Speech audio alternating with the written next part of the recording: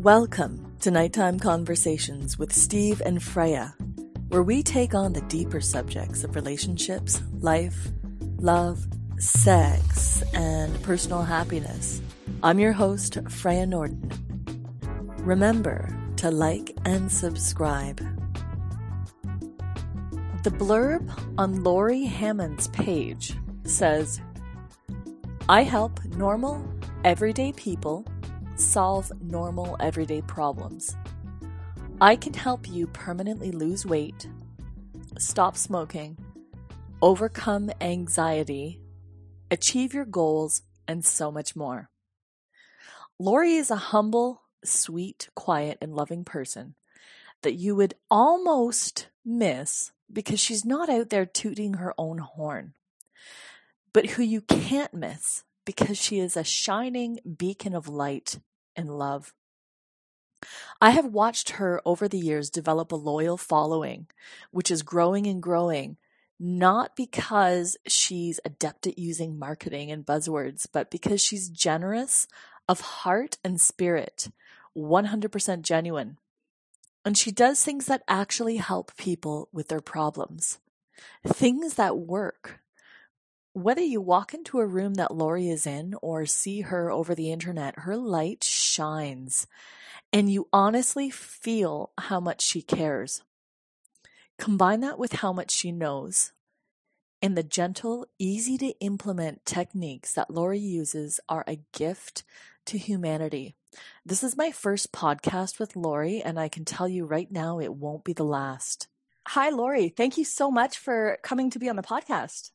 Thank you, Freya. I am so happy to be here. I have to say, you're a guest that I have been really looking forward to having, and I'm so honored that you agreed to be here because you've made such a huge difference in my life, and I see you across Facebook every day. Like, you're huge. You're making a difference in so many people's lives, and your work, actually, for the listeners, I'm going to recommend that everybody tune in to the things that Lori is putting out there, because all it takes is a short listen, and you feel the difference in your life and in your body immediately. So she's the real deal. Thank you so much. I'm honored that you feel that way. Thank you.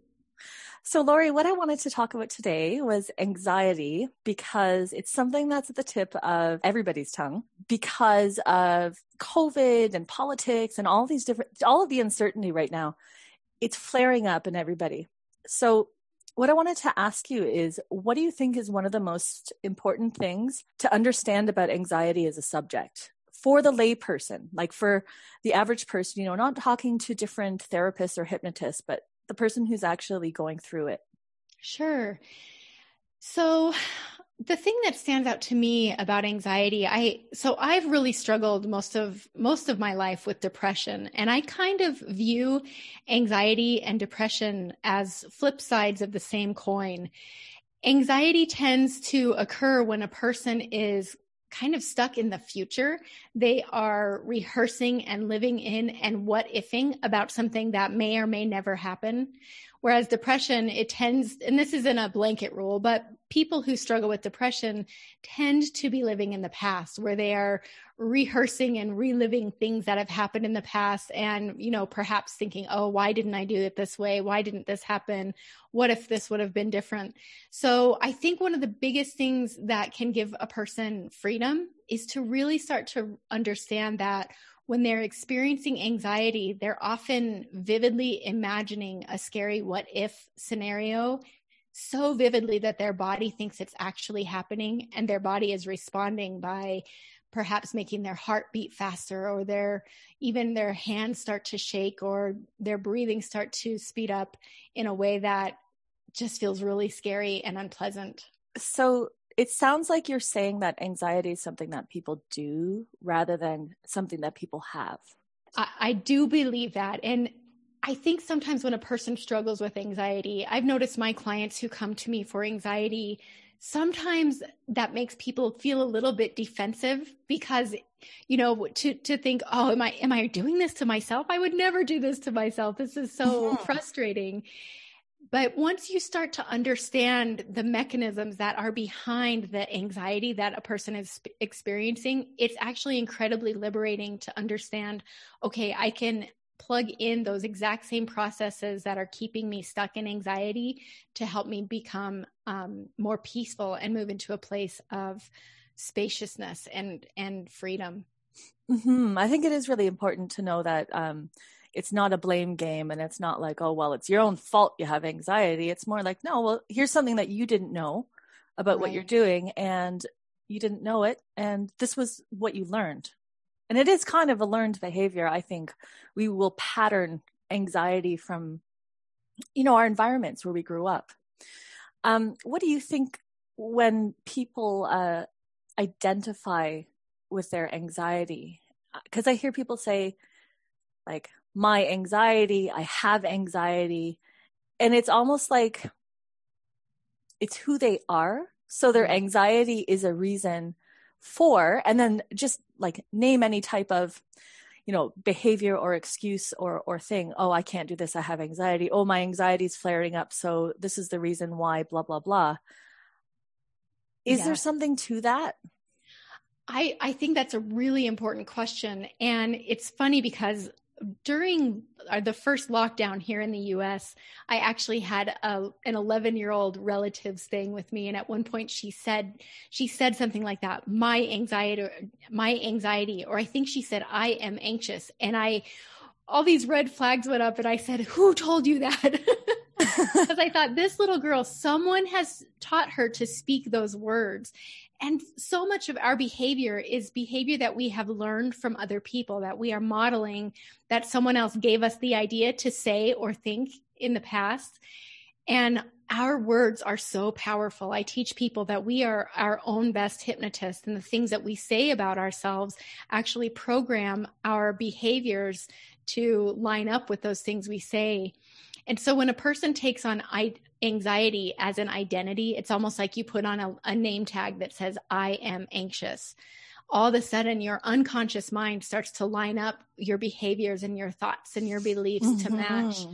And when a person can start to shed that idea, and, like you were saying earlier, help a person, when a person understands that this is something that they are experiencing, or perhaps even somehow participating in doing to themselves, all of a sudden you can remove that label and say, okay, I am experiencing anxiety, or right now I'm doing anxiety. It becomes very, very liberating. And like you said, I say that to give a person a place of spaciousness and autonomy, and not to place any blame, because I know for me, for decades, I was so entrenched in the identity of depression. I thought that it was just who I was, and there was nothing I could do to escape it. And when I understood that it was a process that I had got, it was a pattern, like you said a moment ago, it's such a patterned behavior. And someone likely taught us to do this when we were very little, and we've just repeated it so many times that we think it's who we are. I wasn't going to go in this direction, Lori, but I want to, for a moment, how important is it to model empowering behavior and to avoid, let's just call it modeling anxiety for the kids around you in your life? Yes, it's so important. And I have 3 adult children and a grandbaby with another one on the way. And so I didn't learn these tools until my kids were grown. And there's so many times when I look back and think, oh, if only I would have done this differently. So again, I just want to pre-frame that if anyone is a parent and anything I say makes you realize that maybe you weren't doing it the best way up till now, I just want to invite you to realize that this is an opportunity to start doing it differently. And I didn't start doing it differently until my kids were adults. And so you still have the ability to make a difference in your life and the lives of others. And that being said, probably without exception, every client that I have worked with who struggles with anxiety when I say, when do you notice yourself first becoming anxious? It goes all the way back to their childhood. And they'll talk about how, perhaps their dad would just always be uptight and go, go, go, go, go, and always worried about being late. Or their mom was always worrying about something that was happening on the news or in politics. And those, we learn everything we do by modeling the people around us, especially before the age of 7. So if you as you learn these tools, if you help your children see them and help the people in your lives see you utilizing these tools, which I'm happy to talk about in a moment, it's the very best way you can teach, is by showing and by doing, and not as much by telling, but just as modeling it for them. What would be an example? Like you mentioned tools. So if there's somebody struggling with anxiety, or say you notice that it's starting to flare up in your kids and you don't think you have it, but you notice it in your children, what is a tool for anxiety? Like how would you use a tool? Is it like a physical tool? Is it something you do? Yeah, so there are so many different tools, but my favorite is a short little simple process that helps a person really just step into right now, into this present moment. And this is especially valuable for me, because I realize, now that I have a little grandbaby, I look back on raising my kids and I realize I was always so future focused, where I was thinking about the next phase. Oh, pretty soon they're going to start crawling. Oh, pretty soon she'll start walking. Before I know it, she'll be out of her car seat. I was always so focused on what was next that I was missing what was happening.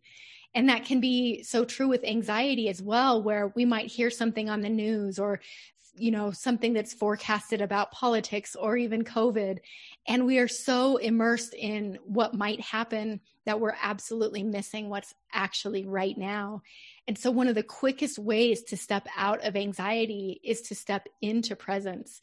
And one of my favorite ways to do that is the very first step, and anyone who's listening right now, you can try this, is to just start to adjust your breathing. There's a certain breathing pattern that really is ingrained in anxiety, and we often don't realize we're doing it.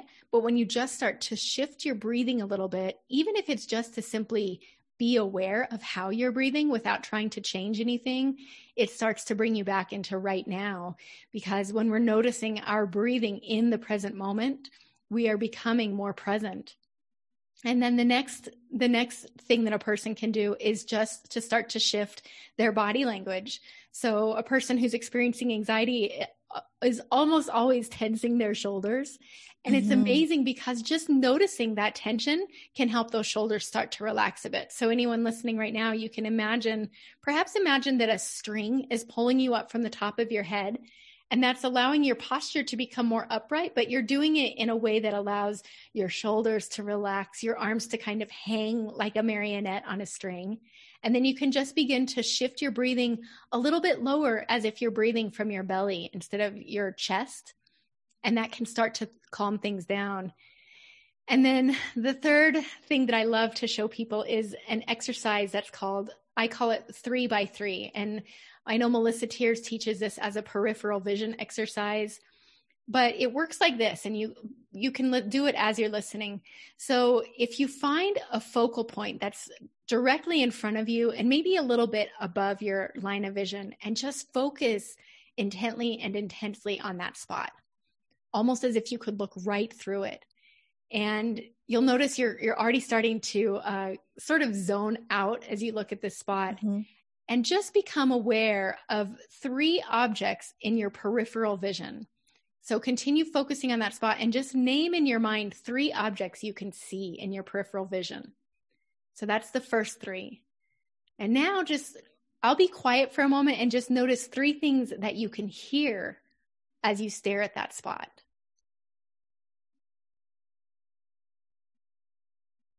It's strange to do this on a podcast where we're supposed to be talking. Well, I'm doing it though. It's good. And it's working. And it's cool, because a lot of times you'll notice sounds you didn't hear before, especially if you pause and really listen.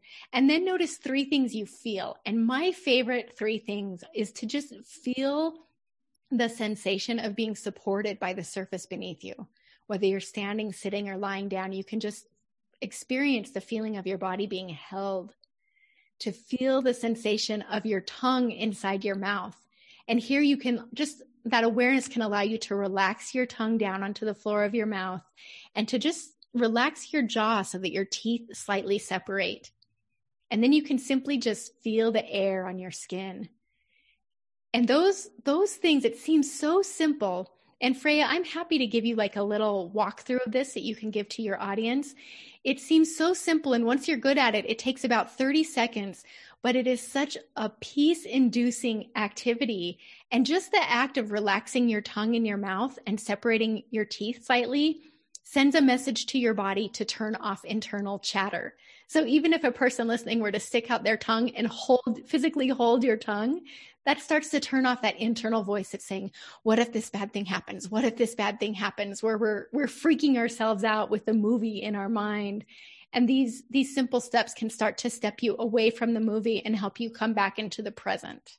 That's incredible. It can really be that easy then, if you have anxiety, for it not to be controlling your life and controlling your mood and your feelings and all of your actions. If you take the initiative to do some of these steps throughout the day and to get yourself into that good space. Absolutely. I really do think it's this easy. And I have lots of little tools like this, as I'm sure you do as well. But I find that giving people too many tools, it's almost like this decision fatigue thing we think of, where we go to the grocery store and we see 87 different mayonnaises that we can choose to purchase. So we just end up walking away. Where if you just focus on this one simple tool, you'll find that it's absolutely life-changing.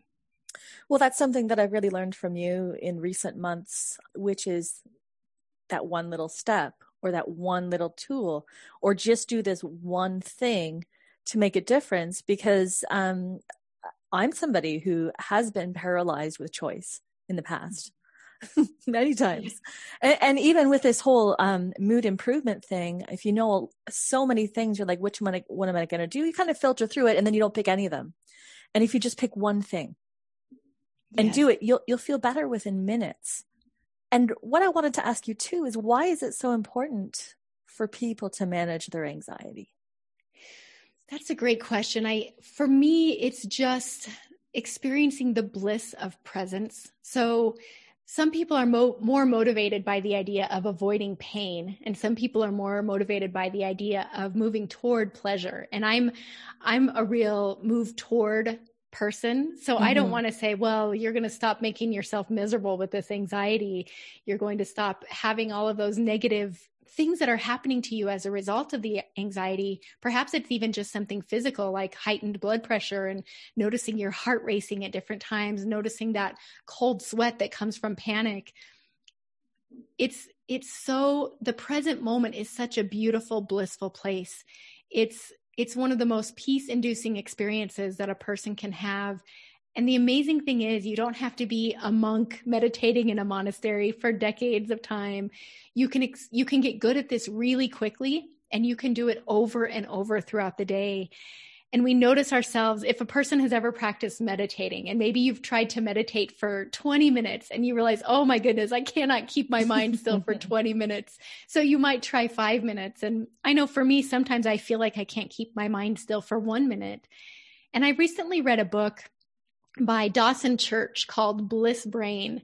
And in that book, he talks about how this habit of just bringing ourselves back to the present moment over and over and over, what if we're not supposed to be good at it? What if us catching ourselves doing it again? Oh, I'm living in the future again. I'm what ifing again. I'm making my own heart pound again, is actually just an invitation to come back to the bliss of the present moment. So all of a sudden, we're not beating ourselves up because we haven't got it right yet, but we can just keep coming back over and over. And I swear, sometimes I do this a dozen times in an hour, remind myself, it's okay to be at peace. It's okay to experience peace. So to me, the biggest benefit of using these tools, or this one simple tool, is being able to re-experience the bliss of the present moment whenever you choose. Beautiful. I guess because you really covered pretty much all of the important parts, but does it ever go away? So, I want to give people hope who are listening to this, who are really struggling with their anxiety. Does it go away? I love that you asked that question. And when I first started my career as a hypnotist, I really wanted to tell people, I have the magic cure. This is going to fix everything and you're never going to experience that again. And I think that some people do experience that. But for me, I tend to lean towards this all or nothing perfectionism, where when I notice one little slip up, I beat myself up and say, oh, it didn't work. So, I mentioned earlier that I had been pretty much chronically depressed my entire life up until I learned these tools. And I found such a tremendous freedom from the old depression that I used to have that I was just so incredibly grateful. And it's what prompted me to become a hypnotist and make this my profession and share this with others. But what I've noticed is every now and then, especially this time of year, I will find myself slipping back into a place of depression, for lack of a better word. And our labels are so important. We don't have to call it depression. We can call it gloom, or we can call it, anxiety. You can call discomfort. And it just changing the words that we're using to label the emotions we're experiencing it's so empowering. But I'll notice myself when the days start to get shorter, when the weather starts to get colder, that I start to slip a little bit away from my usual optimism. And when this first started happening, I thought, oh, it didn't work. I'm a fraud. I screwed up. I'm not really free of depression. And just really, letting my self-talk go to a negative place. And with time, I've started to release that all or nothing perfectionism in other areas of my life. And I've realized that depression that I sometimes experience is just an opportunity for me to come back to bliss. It's actually almost a blessing, because it reminds me that I can come back and use these tools and remind myself that I'm okay. And I think that's really the same with anxiety. I don't know that it will ever go away, but I do believe that the more you practice coming back to presence, the more automatic it will become to stay there. In the same way that you weren't born anxious, but you learned it somewhere, you modeled it, you repeated it so much that it became who you identified with. As you practice presence over and over and over and just keep returning, no matter how many times you feel like you're messing up and slipping back to anxiety, before long, you'll start to almost adopt this identity of being present and being peaceful, so that when you experience that occasional anxiety, you realize, oh, that's just an old pattern I'm slipping into. I am peaceful and I can return to that bliss. That is so right, Lori. When you use the tools and they are working for you and something happens, maybe there's some turmoil in life or whatever, and you find yourself slipping back into those old thoughts or feelings, because you already have the tools now and you've been practicing them and you've been using them, it's no longer as scary and disempowering as when it feels like it's out of your control. You just catch yourself and it's like, oh, those thoughts aren't me. Mm-hmm. And then you can come back to who you really are. Yes, it's so true. And so oftentimes people will talk about affirmations or positive self-talk. And I hear so many people say, oh, I've tried that and it just doesn't work for me. Or, we've been recycling this voice in our head for so many years that feels negative and anxious that we really feel like it's our own belief. And so I teach people a protocol, and it's just as simple as what I talked about earlier. And I call it my 3 B's. So when you change your breathing, your body language, it then becomes open to you to change your beliefs. And people think that beliefs are like these deeply ingrained things that are really hard to let go of. And I want to challenge that assumption and say, what if it's actually really easy to change those beliefs by changing your self-talk? So if you've ever tried affirmations and felt like they don't work, the key is to change the first 2 B's first, to change your body language and to change your breathing in the way that I walked you through earlier in the podcast, and then bring in the new belief by asking yourself, how do I want to feel? So if a person is feeling really anxious and worried about something they heard on the news or something that's going on in the political arena in this world, just change those first 2 B's, change your breathing, change your body language, and then think, how do I want to feel? And just let yourself start to soothe yourself and say, everything is going to be okay. Everything is working out. I am okay in this moment. Louise Hay offers some powerful affirmations that I will sometimes use for myself if I can't think of anything positive to say to myself. She says, all is well. Everything is working out for my highest good. Out of this situation, only good will come, and I am safe. And all of a sudden that brings us back to what's happening right now, because when we're in anxiety, we're thinking about all the ways we might not be safe, even though right now we are safe. And we're playing this movie in our head that is so vivid that our body's responding. Oh, Lori, this is wonderful. So how can people find out more about what you do and what you offer and ways that you can help them? Yeah, so the best way to interact with me right now is actually on my personal Facebook page. If you just find me at Lori Hammond and friend request me, and that's the best way to see what I'm doing. My website is trancypants.com. That's TRANCYPANTS.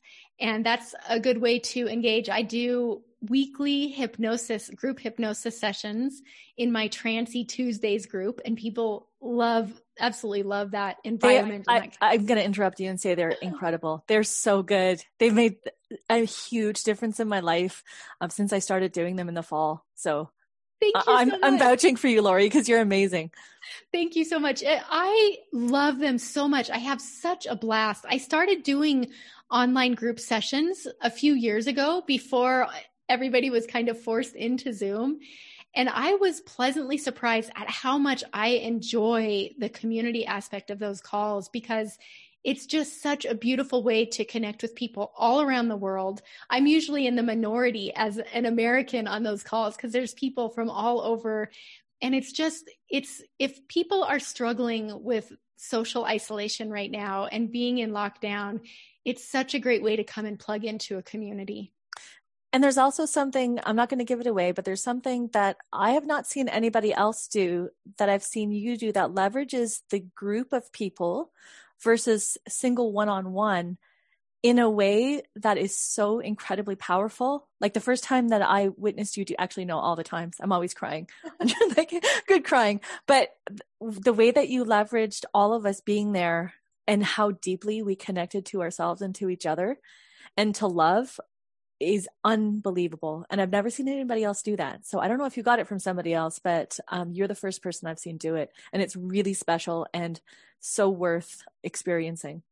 Thank you so much. I think I'm sure someone else has influenced me. I don't take credit for anything I do because I know I've been learning these tools from all over, but I think it's something that I developed after doing dozens and dozens, perhaps even hundreds of these group sessions, and realizing the importance of being in rapport with everyone on the call and feeling connected with everyone on the call. Everyone there can boost you. And I think that my group hypnosis sessions are more powerful than my private sessions.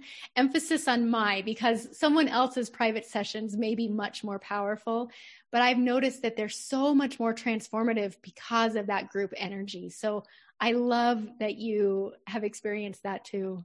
Mm-hmm. Well, thanks again. And I'm going to put all of Lori's information in the show notes, and please reach out to her with any questions. And I encourage you to get in touch. Thanks again, Lori. Thank you, Freya.